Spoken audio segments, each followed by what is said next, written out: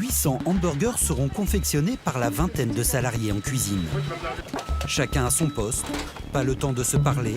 Tout le temps, la rangée doit être pleine. Et si on n'a pas de niveau, on se fait crier dessus. Sans parler des conditions de travail, pas toujours reluisantes. Le patron, comme l'appelle Dubbing, loge aussi tous ses ouvriers au sein même de l'usine. En fait, c'est ça la vie. C'est ça ce qui m'attend. Pendant plusieurs années. Il y a des côtés positifs à être salarié. Je ne vais pas m'attarder là-dessus parce que je pense que vous les connaissez. Là, je vais surtout me focaliser sur la face cachée du monde du travail, sur la face cachée du salariat. Cette vidéo, elle s'adresse aux personnes qui cherchent du travail, aux étudiants, des personnes qui sont en études, des personnes qui s'apprêtent à obtenir un diplôme, des personnes qui ont déjà un diplôme. Cette vidéo, elle s'adresse aussi aux personnes qui sont déjà dans le monde du travail. Selon moi, en fait, et de par mon expérience, il faut savoir que j'ai travaillé en fast-food, en magasin, vendeur. Et je pense qu'il y a beaucoup de choses qu'on ignore en tant que salarié. Je pense qu'il y a beaucoup de choses qu'on ignore lorsqu'on s'apprête à entrer dans le marché du travail. Je vais plus en fait me focaliser sur certains points qui, moi, m'ont marqué. Lorsqu'on cherche du travail, c'est qu'on cherche du coup à obtenir de l'argent, obtenir un salaire, avoir de l'argent tout de suite. Et il n'y a rien de mal à cela. C'est pour ça qu'on travaille. Mais il faut avoir certaines choses en tête. Le premier point, moi, qui m'a marqué, c'est l'environnement. L'environnement varie en fonction des entreprises. Mais en fait, lorsqu'on entre dans l'entreprise dans laquelle on travaille, il y a une certaine atmosphère, un certain environnement dans lequel on n'a pas le choix que de se soumettre. Dans le sens où, en fait, l'environnement s'impose à nous. Et en fait, nous, on doit rentrer dans ce moule-là. Il y a des choses à respecter, des règles à respecter, potentiellement des tenues vestimentaires à respecter, etc. Il faut avoir ça en tête. Autre chose aussi, dans l'environnement, c'est que forcément, on a des collègues, on a des personnes avec lesquelles on travaille. Et en fait, ces personnes-là, on va les côtoyer tous les jours, au quotidien. Donc, il faut que vous ayez conscience de ça en tête parce que vous pouvez tomber sur des personnes avec lesquelles vous n'allez pas forcément vous entendre. Vous allez tomber potentiellement aussi sur des personnes avec lesquelles vous pourrez rentrer en conflit ou à contrario des personnes avec lesquelles vous allez bien vous entendre et tant mieux, je vous le souhaite en tout cas si c'est votre souhait d'être salarié et d'être dans le monde du travail. Vous pouvez travailler dans des entreprises où il y a énormément de monde. Moi par exemple, il faut savoir que je suis à temps partiel. Je travaille dans des entreprises à temps partiel et il y a énormément de monde, ok. Et donc forcément dans ces entreprises-là où il y a énormément de monde, ça parle des gens. Il y a énormément d'hypocrisie dans le monde du travail. Ça, vous devez absolument le savoir. C'est pas un mythe. Dans le monde du travail, il y a énormément d'hypocrisie. Potentiellement, lorsque vous allez manger avec des collègues, est-ce que j'enregistre toujours? C'est bon. Lorsque vous allez manger avec des collègues, lorsque vous allez travailler avec des collègues, vous allez être amené du coup à discuter. Et généralement, vous allez discuter des personnes. Vous allez discuter des gens avec lesquels vous travaillez. Ah, telle personne n'est pas venue à l'heure. Ah, telle personne s'est fait virer. Ah, telle personne, tu sais, elle a fait quoi? Ah, telle personne, tu sais, il s'est passé telle ou telle chose avec un client, etc. Ça, et même, là encore, je suis soft dans ce que je dis. Je suis vraiment soft. Mais des fois... Donc voilà, ayez ça en tête. Il y a énormément d'hypocrisie dans le monde du travail. Et moi, il y a une citation qui parle d'hypocrisie qu'en fait, je retiens constamment et que j'ai conscience. C'est que lorsque tu manges avec des gens, lorsque tu es avec des collègues, lorsque tu es avec des personnes et qu'on critique d'autres personnes, sache que lorsque tu n'es pas là, c'est toi qu'on critique. Et moi, j'ai conscience de cela. C'est-à-dire que moi, par exemple, je suis pas très bon en fast-food, je suis pas très bon en restauration, je suis pas très bon du coup dans ce domaine-là. Et je sais que lorsque j'étais pas là, par exemple je travaillais au McDonald's ou autre, on parlait de moi. On me critiquait. Et en fait, ça vaut même en dehors du travail. Et lorsque t'es pas là, c'est toi qu'on parle. Gamberge, comme disent les jeunes. Autre chose, moi, qui m'a marqué dans le monde du travail, c'est la mentalité. Moi, et même, je te le souhaite à toi aussi, faut pas négliger la mentalité et il faut pas négliger en fait, faut prendre soin de son mindset, super important. Parce que moi, il faut savoir que lorsque par exemple, je vais au boulot, je vais en tant que salarié, moi en tant que salarié, en fait, je sais que pour moi c'est temporaire. On en reparlera, mais pour moi le salariat c'est temporaire. Et donc en fait, du coup, lorsque je vais en entreprise, je suis pas réellement le même. Ça pourrait en fait rentrer en compte dans l'environnement dans le sens où en fait il y a beaucoup de personnes qui portent des masques en entreprise. Et moi en fait, je mets des œillères dans le sens où en fait je cache, on va dire, c'est comme si en fait je cachais cet aspect-là de moi dans le sens où il y a une certaine mentalité en fait à adopter en entreprise. Lorsque tu es en entreprise, on te fait rentrer dans un monde, dans une vision, tu dois en fait être en accord avec ces valeurs-là. Et par exemple, moi, je vous donne un exemple. Moi, je suis pas très souriant. Je pense que vous l'avez remarqué. J'ai eu de la chance à ce niveau-là parce qu'on m'a pas forcé non plus à sourire, mais je sais que dans certaines entreprises, on force les vendeurs, les salariés à sourire aux clients. C'est un exemple. Okay, c'est pour vous faire comprendre que parfois, vous devez porter un masque en entreprise. Mais rappelez-vous, là, je vous parle entreprise. Mais une entreprise, c'est quoi? Une entreprise, en fait, son but, c'est de faire du profit. C'est de tout faire pour faire le plus de profit possible. Ok? Et pour faire des profits, une entreprise, elle a besoin de quoi? Elle a besoin de salariés, elle a besoin de main-d'œuvre, n'est-ce pas? Cette main-d'œuvre lui coûte de l'argent. Ça, on va dire, c'est tout ce qui est ressources humaines. Okay, le secteur des ressources humaines. Donc en fait, lorsque l'entreprise embauche des personnes, vire des personnes, fin de contrat ou que sais-je, bref, aller-retour, etc. Toute en fait cette gestion des ressources humaines lui coûte de l'argent, lui fait perdre de l'argent. Donc généralement, le but d'une entreprise, qu'est-ce qu'on va faire vis-à-vis de cette main-d'œuvre-là?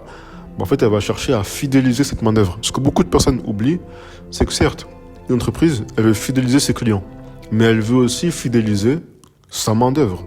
Parce que lorsqu'elle fidélise cette main-d'œuvre-là, en fait, cette main-d'œuvre, elle acquiert des compétences et de l'expérience, et donc, c'est bénéfique pour l'entreprise.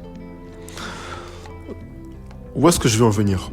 Une entreprise, lorsque, on va dire, vous avez passé votre période d'essai ou autre, parce qu'il faut savoir que du coup, pour ceux qui me regardent et qui n'ont encore jamais travaillé, généralement, vous allez devoir passer une période d'essai. Une fois cette période d'essai passée, l'entreprise va chercher absolument à vous garder le plus longtemps possible. Ou alors, on va dire, à vraiment, réellement vous garder. Moi, il faut savoir que j'ai eu des collègues, et ça m'a choqué, j'ai eu des collègues, littéralement, ça fait 20 ans qui travaillent pour la même entreprise. Et plusieurs. Pas de jugement à ce niveau-là. Mais juste pour vous dire, c'est pas la meilleure manière de faire. Fuyez cela. Parce qu'en fait, vous, qu'est-ce que vous allez vous dire inconsciemment? Ça peut arriver. Je sais que moi, comme je vous l'ai dit, je mets des œillères, juste, je fais ce que j'ai à faire et basta, tu vois. Je sais que c'est temporaire. Mais il y en a, potentiellement, ils peuvent se dire, ok, ce mec-là, il a fait 15 ans ici, moi, je peux faire telle ou telle année. Moi, je peux faire peut-être 15 ans. Non, mec. Moi, ça me choque parce qu'en fait, ça fait plusieurs années que t'as pas bougé. T'as pas évolué. Que juste, tu gagnes ton argent et t'échanges ton temps contre de l'argent, t'échanges ton énergie contre de l'argent, t'échanges ta vie contre de l'argent. T'évolues pas, en fait. Tu peux comprendre que, peut-être, tu cherches juste à avoir un salaire, t'es juste salarié, mais idéalement, peut-être que tu pourrais changer d'industrie, voir autre part, juste expérimenter, faire des choses, tenter des choses, tu vois ce que je veux dire? Et pour, en fait, les ambitieux qui m'écoutent, il faut qu'en fait, lorsque vous entrez dans le monde du travail, vous entrez avec une idée en tête.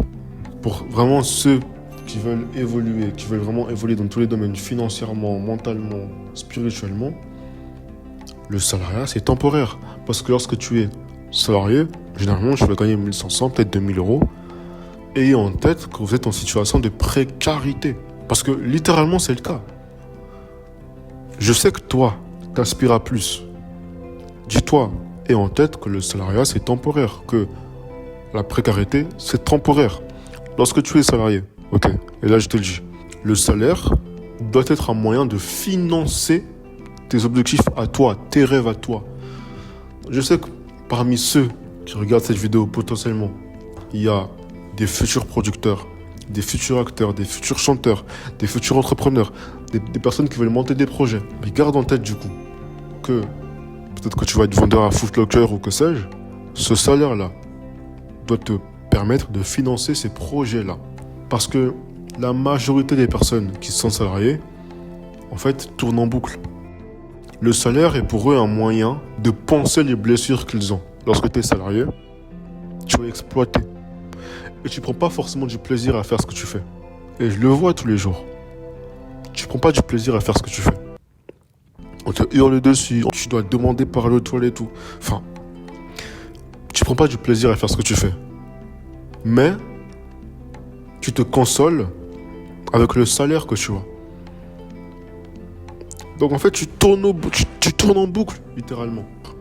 Nouveau mois, je prends pas du plaisir à faire ce que je fais, mais je sais qu'à la fin du mois, j'aurai mon salaire. Tu tournes en boucle. Autre chose aussi, super important. Lorsque tu es salarié, qu'est-ce que tu construis? Moi, personnellement, ma vision en tant qu'être humain, ma vision en tant qu'homme, surtout avec un petit H, parce qu'il y a des filles qui vont me regarder.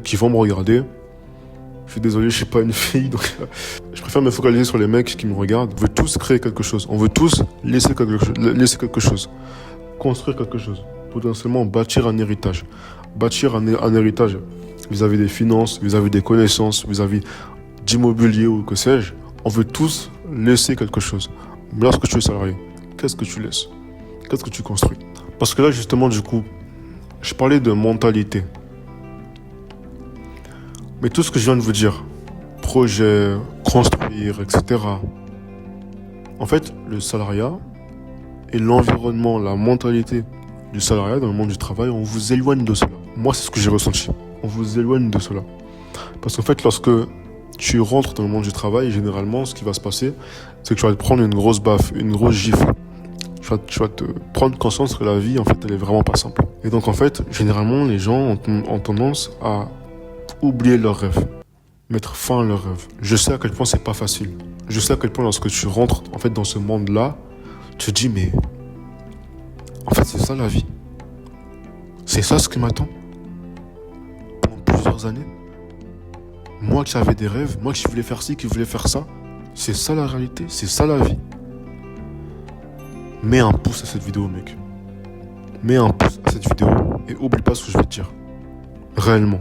Et foi, lâche pas. Lâche pas tes rêves. On a besoin de rêve. On a besoin de rêver. Et quand je dis rêver, c'est pas rêve comme rêver. Non, c'est vraiment des objectifs. On a besoin de savoir où on va. On a besoin d'avoir des objectifs. Super important. On a besoin d'avoir une foi en fait. D'avoir foi en ce qui va arriver. En ce qu'on va devenir. On doit s'accrocher à notre foi. Parce que faut se dire que c'est temporaire. C'est temporaire. Et en fait, avoir cette vision-là nous permet de s'accrocher et de continuer à travailler sur ses projets à soi et pas les projets des autres. Parce que lorsqu'on est salarié, on travaille sur les projets des autres. Selon moi, on doit avoir ses propres projets aussi. Maintenant, j'ai parlé de hiérarchie. Lorsqu'on rentre dans le monde du travail, il y a une hiérarchie qui s'impose à nous.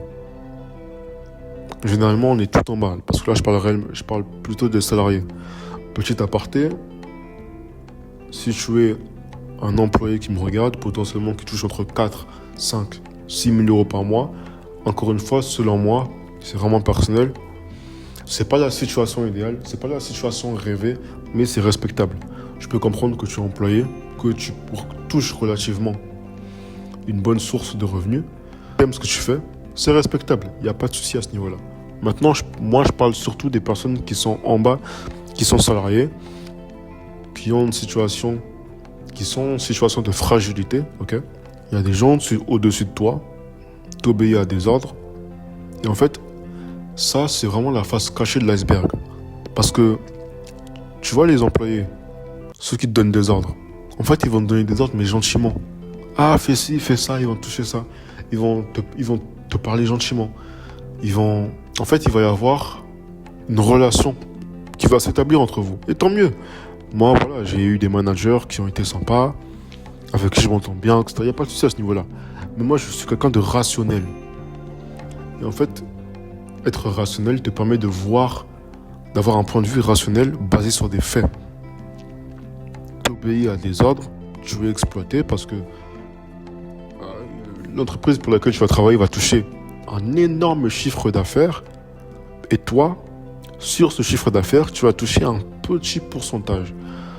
Ce que tu vas produire n'est pas proportionnel à ce que tu vas recevoir. Donc tu es exploité. Ça, c'est un fait que je ne peux pas nier. Parce que je sais qu'il y a trop de personnes, en fait, ils sont trop émotionnels. Ils vont se dire, ouais, non, mais moi, voilà, je suis heureux, nanani, ça se passe bien. Non, mec. Il faut réellement que tu aies un point de vue rationnel. Parce que je te promets qu'en fait, ta situation mérite que tu te révoltes. S'il te plaît, ne te révolte pas en ayant fait des manifestations. Le meilleur moyen, parce que, encore une fois, je vous dis, il faut que vous ayez conscience de ça, ne l'oubliez jamais. Le monde est méchant, le monde est rude. Le monde est méchant et brut. Dans la vie, il y a ceux qui dominent et ceux qui se font dominer. Ceux qui exploitent et ceux qui sont exploités. Il y a des forts et il y a des faibles. Le seul moyen pour gagner dans cette vie, c'est de devenir fort. Ne restez pas faible. Devenez fort. Moi, j'encourage à cela. Les mecs, devenez fort. Ne vous mettez pas en position de victime parce que je sais que ce que je peux dire, ça peut être, on va dire, dur à entendre, mais c'est la réalité. Il faut passer à l'action. Maintenant, lorsque je suis salarié, je vais te faire prendre conscience à quel point, en réalité, tu n'es pas en sécurité. Il y a beaucoup de personnes qui pensent être en sécurité en obtenant un diplôme, en obtenant un CDI, etc.